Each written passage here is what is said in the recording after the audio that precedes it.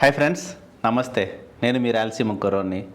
So ఈ మధ్య పోర్చుగల్లో వచ్చేసి రెన్యువల్స్ చాలామందికి చాలా డిలేగా నడుస్తున్నాయి. సో ఎక్స్పైర్ అయిపోయినాక కొన్ని సమస్యల వల్ల కొంతమంది ఇంటికి పోవాలంటే ఎమర్జెన్సీగా పోలేక ఉన్నారు. సో వాళ్ళందరికీ ఉపయోగపడే వీడియో ఇదైతే కనుక నేను గ్యారంటీగా చెప్పగలను. సో రీసెంట్గా మనకు తెలిసిన ఒక అన్న ఇండియాకు వెళ్ళాడనమాట. సేమ్ కూడా అన్నది వచ్చేసి లాస్ట్ ఇయర్ వచ్చేసి ఆగస్టులో కార్డ్ ఎక్స్పైర్ అయిపోయింది. దాని తర్వాత ఫిబ్రవరిలో అలా బయోమెట్రిక్ ఇచ్చాడు ఈ ఇయర్లో. సో దాని తర్వాత కార్డ్ ఇంకా రాలేదు. ఎమర్జెన్సీ వల్ల అన్న ఇండియాకి వెళ్ళడం జరిగిందనమాట. సో అదేవిధంగా కార్డు ఇంకా చేతికి రాకోకుండానే సేమ్ మళ్ళీ ఇండియా నుంచి అన్న రిటర్న్ వచ్చేసాడు అనమాట. సో అన్నని అడిగాను, సో ఇట్లా నలుగురికి ఉపయోగపడుతుందన్న, మీరు ఎక్స్పీరియన్స్ కొంచెం షేర్ చేస్తే బాగుంటుందని అన్నాను. ఖచ్చితంగా అబ్బా, దాంట్లో ఇబ్బంది ఏం లేదు, నలుగురు ఉపయోగపడుతుందంటే దాంట్లో కూడా నేను కూడా ముందుంటాను, సో నువ్వేం వరి కావద్దు అన్నాడు. సో అన్నను లైవ్లో తీసుకోవాలంటే సమ్ పర్సనల్ రీజన్స్ వల్ల తీసుకోలేకపోయినాను అనమాట. సో కాల్లో అయితే నేను ఇన్ఫర్మేషన్ ఇస్తాను, నీ వీడియో రూపంలో అయితే చెప్పలేకపోవచ్చు, నా టైమింగ్ సెట్ కాదు అని చెప్పాడు అనమాట. సో అన్నకు ఒకసారి కాల్ చేసి ఎలా వెళ్ళాడో ఏం కథ అనేసి అన్నీ వివరంగా తెలుసుకుందాము. రింగ్ అవుతుంది, కొంచెం బిజీగా ఉంటాడు, చూద్దాం. చెప్పాను ఈ టైంలో కాల్ చేస్తానని, బిజీగా ఉంటే లిఫ్ట్ చేయకపోవచ్చు. అన్న నమస్తేనా. నమస్తే అన్న. అన్న థ్యాంక్స్ ఫర్ యాక్సెప్టింగ్. ఎందుకంటే అడుగుదానే మన సబ్స్క్రైబర్స్కి ఉపయోగపడుతుందంటే పర్లేదు బా, రికార్డ్ చేసుకొని పెట్టుకో అని చెప్పినందుకు. అవును, నలుగురు ఉపయోగపడుతుందంటే మనకి చెప్పినా పర్వాలేదు కదా.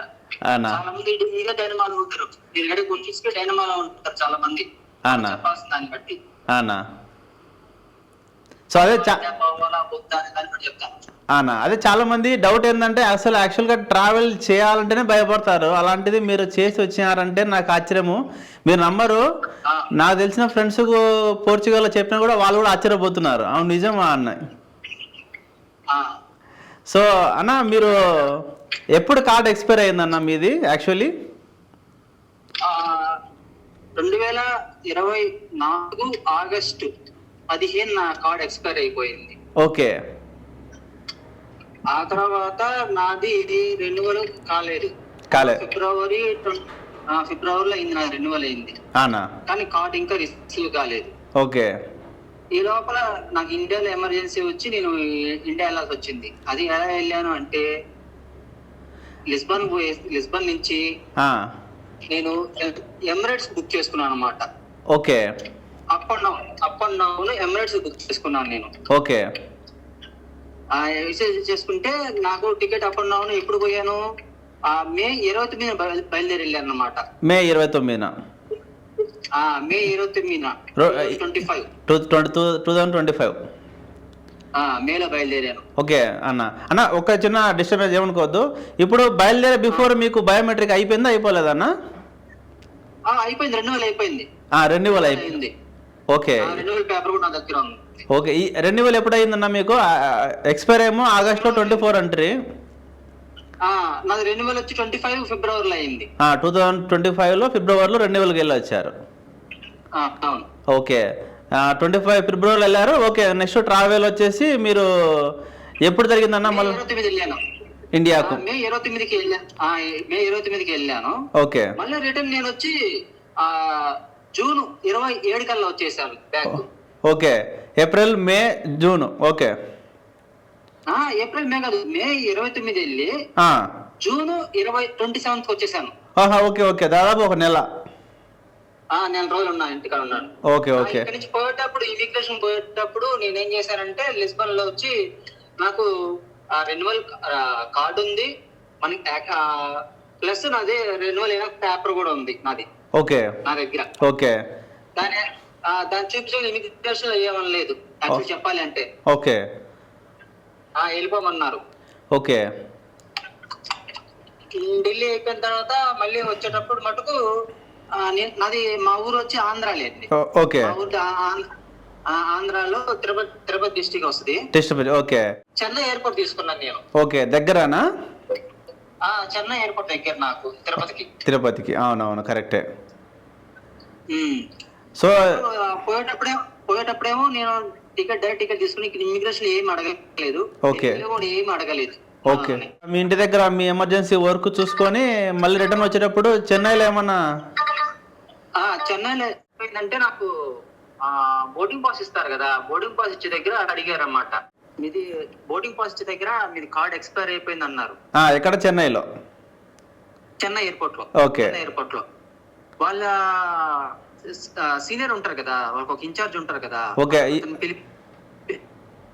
అంటే ఎవరన్నా ఎయిర్లైన్స్ వాళ్ళ లేకుంటే ఎంబసీ వాళ్ళ, ఇమిగ్రేషన్ వాళ్ళనా? ఎమిరేట్స్ ఎయిర్లైన్స్ వాళ్ళు. ఓకే. ఎమిరేట్స్ కదా. వాళ్ళ సుపీరియర్ పిలిపించారు. పిలిపించిన తర్వాత వాళ్ళు ఏమడిగారంటే మీ కార్డ్ ఇవ్వండి, మీ రెన్యువల్ పేపర్ ఇవ్వండి అన్న. తర్వాత ఐమా వెబ్సైట్ లో మనకి జూన్ 30 దాకా వ్యాలిడిటీ అని అఫీషియల్ గా మనకి డిస్ప్లే చేశారన్నమాట. ఓకే. గవర్నమెంట్. ఓకే. దాన్ని చూపించాను, దాన్ని తీసుకొని ఒక ఫోటో తీసుకున్నారు. ఓకే. తీసుకొని ఒక 10 నిమిషాలు ఆగండి మేము చెక్ చేసుకొని వస్తామన్నారు. ఓకే. ఎయిర్లైన్స్ వాళ్ళు? సిస్టమ్స్ వచ్చి ఎయిర్లైన్స్ వాళ్ళు. ఓకే. ఎయిర్లైన్స్ వాళ్ళు చెక్ చేసుకొని 10 మినిట్స్ తర్వాత వచ్చి ఇతనికి ఇచ్చేయండి బోర్డింగ్ పాస్ ఇచ్చేయండి అని అన్నారు. ఓహో. ఓకే. ఆ తర్వాత లగేజ్ తీసుకున్నారు. ఆ తర్వాత ఇమిగ్రేషన్ కి వెళ్ళాను. ఇమిగ్రేషన్ కి వెళ్తే బోర్డింగ్ పాస్ నా దగ్గర పాస్పోర్ట్ చేత తీసుకున్నాడు. నా కార్డు, పోర్చుగల్ కార్డు ఉంటది కదా, అది జస్ట్ నా హ్యాండ్ లోనే ఉంది. నా హ్యాండ్ లో చూపించాను. ఓకే. అతను 2 క్వశ్చన్స్ అడిగాడు నన్ను. మీరు ఏం వర్క్ చేస్తారు, ఓకే, మీరు ఎంత కాలం నుంచి చెప్తున్నారు. ఓకే. నేను చెప్పాను ఓకే. వర్క్ చేస్తాను, ఇక ఇన్ని సంవత్సరాల నుంచి చెప్తున్నాను అని చెప్పాను. ఓకే. ఓకే. వెళ్ళిపోయి స్టాంపింగ్ చేసి పంపించేశారు. ఓకే. అంటే మిమ్మల్ని కార్డు తీసుకొని ఏం చెక్ చేయలేదు అక్కడైతే ఇమిగ్రేషన్ లో? చెక్ చేయలేదు. దాదాపు ఎయిర్లైన్స్ వాళ్ళు ఎక్కువ చెక్ చేసినారు కాబట్టి ఇంకా ఇమిగ్రేషన్ వాళ్ళు అంతగా చెక్ చేసినట్టు లేరు. ఎందుకంటే మన పాస్పోర్ట్ లో మన హిస్టరీ ఉంటది, వాళ్ళ సిస్టమ్ లో చూపిస్తుంది. పాస్పోర్ట్ నెంబర్ కొట్టంగానే ఓకే మనం ఎన్ని సంవత్సరాలు చెప్తున్నా మనం జెన్యునా కాదా అనేది. ఓకే. ఆ తర్వాత నేను దుబాయ్ కనెక్టింగ్ ఫ్లైట్ వచ్చేటప్పుడు దుబాయ్ లో మళ్ళీ ఫ్లైట్ ఎక్కే ముందు ఆల్రెడీ చెన్నైలో ఇచ్చేసారు నాకు దుబాయ్ నుంచి Lisbon boarding pass. Okay.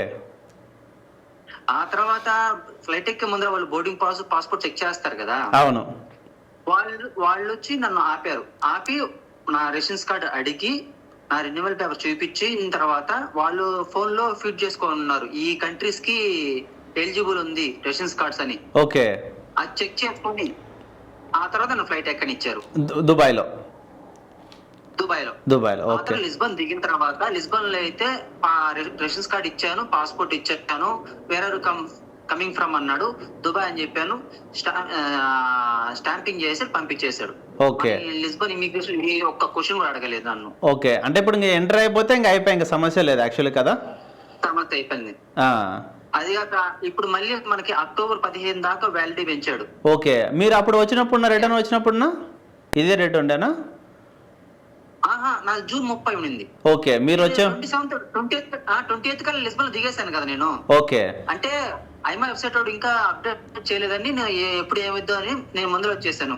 Actual గా వాడు ముందర అప్డేట్ చేస్తుంటే అక్టోబర్ 15 అప్డేట్ చేస్తుంటే నేను ఖచ్చితంగా ఉండేవాడిని, ఇండియాలో ఉండేవాడిని. ఓకే. ఇప్పుడు పోవాల్సిన అనుకోని కూడా అదే విధంగా చేయండి. లిస్బన్ నుంచి అప్ అండ్ డౌన్ టికెట్ తీసుకోండి. ఓకే.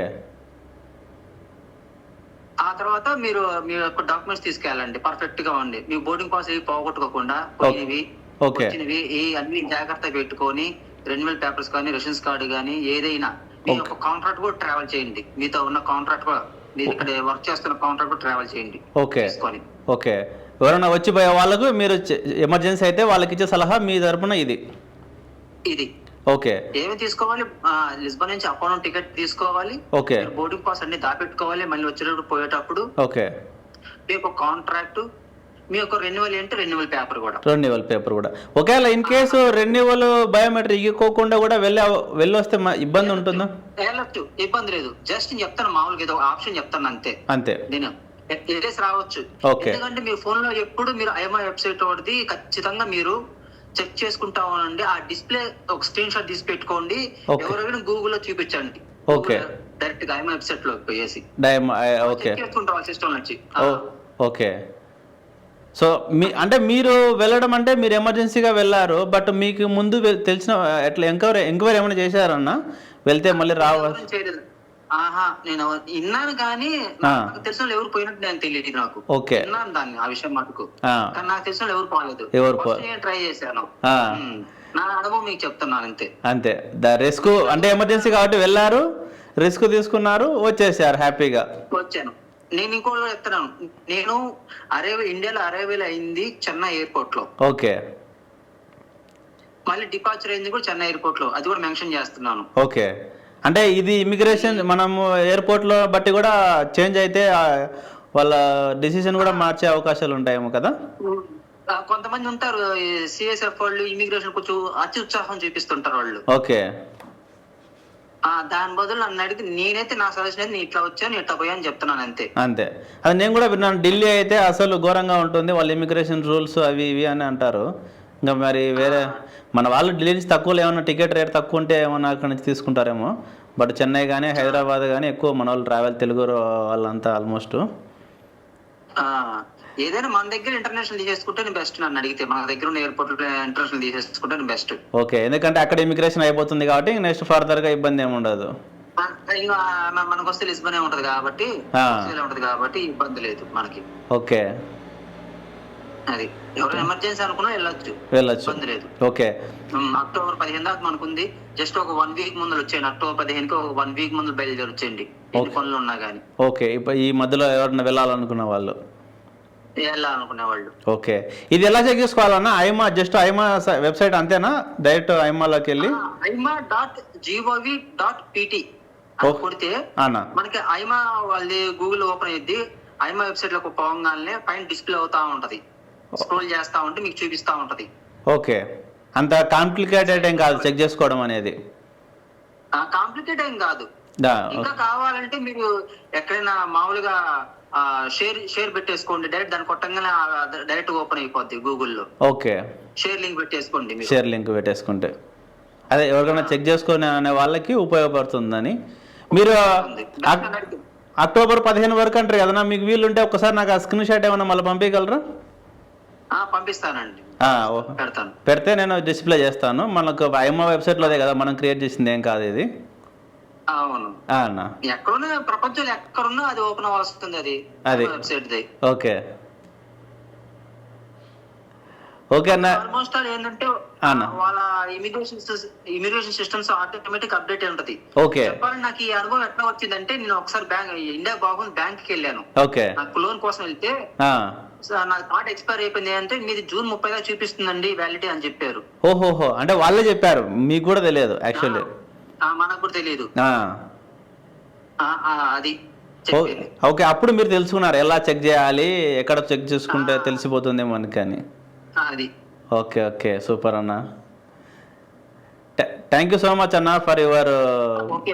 పర్వాలేదు, పోవచ్చు అండి, ఇబ్బంది లేదు. కాదు జాగ్రత్తగా పోయేసారండి ఇది. అంతేలేనా? మీ అనుభవాలు చెప్పారు, మరి వాళ్ళ అవసరాలను బట్టి వాళ్ళ అనుభవాలు.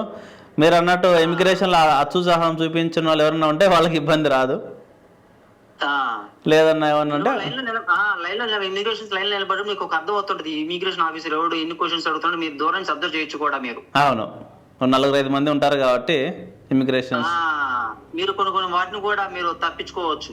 అవును, బేసిక్ దగ్గర పోవడం కానీ బాగా ఫ్రెండ్లీగా మాట్లాడేవాళ్ళు అట్లాంటి వాళ్ళ దగ్గరగా క్షణంగా వెళ్ళిపోవచ్చు. అవును, కసురుకునేవాడు కాకోకుండా నవ్వుతూ మాట్లాడే వారి దగ్గరికి వెళ్తే ఈజీగా ఇమిగ్రేషన్ అనేది ముగించుకొని వచ్చేయచ్చు. అవును. థ్యాంక్ యూ సో మచ్ అన్న. ఓకేనండి, థ్యాంక్స్ అండి. సో ఇది ఫ్రెండ్స్ అన్న అనుభవాలు. సో అన్న వచ్చేసి డేట్స్ సహా చెప్పాడు, ఎప్పుడు వెళ్ళాడు ఏం కథ అనేది. అన్న ఎప్పుడైతే ఇంటికి వెళ్ళే ముందర చెక్ చేసుకున్నప్పుడు ఆ అన్నకు కూడా ఐడియా లేదు, నేను బ్యాంకుకి వెళ్తేనే నాకు ఇలా నా కార్డు ఎక్స్పైర్ అయిపోయినా కూడా వ్యాలిడిటీ అనేది ఉంది అని వాళ్ళు కూడా చెప్పారనమాట. 24 ఆగస్టులో ఎక్స్పైర్ అయిపోతే 2025 అంటే 2025లో ఫిబ్రవరిలో అన్నకి రెన్యువల్ అయ్యింది. బట్ కార్డు ఇంకా రాలేదు. సో 1 మంత్ పీరియడ్ ఉండింది కాబట్టి ఎమర్జెన్సీగా వెళ్ళారు. ఆ డేట్ చూసుకొని మళ్ళీ రావడం జరిగింది. నేను అన్న అక్టోబర్ 15 అన్నాడు కదా, అది పంపించిన తర్వాత నేను మీకు స్క్రీన్ షాట్ కూడా పెడతాను. దాని తర్వాత ఏదైతే వెబ్సైట్ పేరు చెప్పారో ఆ వెబ్సైట్ పేరు మీ దగ్గర మీరు స్లోగా అయినా వినండి. అన్న ఏ వెబ్సైట్ చెప్పాడో దాంట్లో లాగిన్ ఎలా అవ్వాలి ఏం కథ గూగుల్ అనేది చూసిన తర్వాత మీరు ఎమర్జెన్సీగా వెళ్ళాలనుకుంటే మీరు నిర్ణయం తీసుకోవచ్చు. సో ఇది అన్న కానీ నేను కానీ బలవంతం కాదు, జస్ట్ మన ఛానల్ ద్వారా జెన్యూన్ ఇన్ఫర్మేషన్ మీకు చేరితే కనుక ఎవరికైనా ఉపయోగపడుతుంది అనేదే నా ఉద్దేశము. సో ఇది ఫ్రెండ్స్ ఇవాళ వీడియో. ఈ వీడియో కనుక మీకు నచ్చితే కనుక ఒక లైక్ చేసి మీరు ఎక్కడి నుంచి చూస్తున్నారో కామెంట్ చేస్తాను ఆశిస్తూ మీ రాయలసీమ కుర్రోడు. జై హింద్.